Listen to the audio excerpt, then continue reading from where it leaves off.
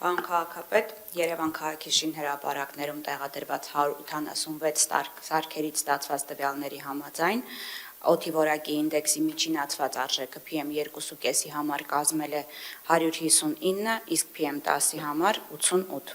2025 թվականի միևնույն ժամանակահատվածի համար այս ցուցանիշները կազմել են PM2.5-ի համար 137 և PM10-ի համար 71։ Միևնույն ժամանակ անդրադառնալով մեր կողմից իրականացվող միջոցառումներին, պիտի նշեմ, որ այս պահին արդեն իսկ մեր օդի մշտադիտարկումը, օդի որակի մշտադիտարկումը իրականացվող սարքերի դեշբորդում հնարավորություն ունենք իրականացնել կանխատեսումներ, որը դեռևս փորձարկում ենք համեմատելով նաև հիդրոթերապևտաբանության կենտրոնի կողմից տրամադրած տվյալներով և առաջիկայում պատրաստ ենք իրականացնել մի շարք ուսումնասիրություններ, որոնք հնարավորություն կտան մեզ բացահայտելու PM2.5-ի բարձր ցուցանիշի մարդածին պատճառների բաշխվածությունը։ Հիմա մշակում ենք օրինակ մեքենաների արտանետումների մշտադիտարկում իրականացնող սարքերի տեխպայմանների, տեխբնութագրի մշակումը, որից հետո կարողանանք այդ սարքերը ձեռք բերել,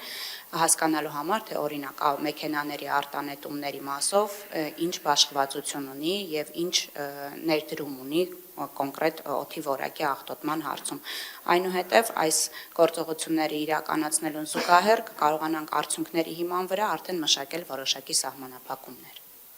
Շնորհակալ եմ Տիկին Հայկազյան, իրականում այս թեման պետք է մեր ուշադրության կենտրոնում լինի և այս թեմայով մենք սկսել ենք զբաղվել դեռևս 2022-23 թվականներից։ Մենք որոշակի ճշմարտություններ ենք բացահայտել, որոնք որ միշտ եղել են մեզ հետ, բայց խորացված երբևէ չեն ուսումնասիրվել։ Երևանի քաղաքապետարանի և մասնավորապես ավագանու որոշման պարտադրված սարքերի տեղադրումը մեզ էական տվյալներ է տվել հասկանալու այն փոփոխությունները, որոնք որ տեղի են ունենում մասնավորապես նոյեմբերից մարտ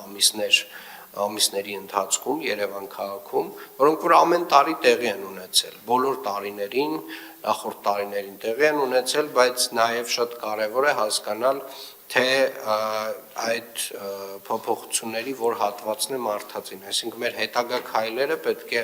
նպաստեն այս տեղեկատվության հարստացմանը և ըստ այդմ նաև մեր քաղաքականության մշակմանը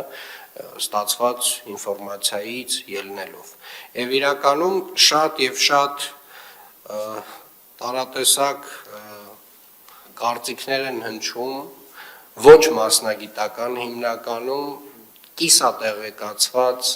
և ընդհանուր առմամբ կարծում եմ շատ կարևոր է, որ մենք պարտադիր այն երևի թե Երևանի քաղաքապետարանը այս պահի դրությամբ, այս մասով երևի թե ինֆորմացիայի տեսանկյունից ամենամեծ ծավալի ինֆորմացիան է, որ հավաքագրում է։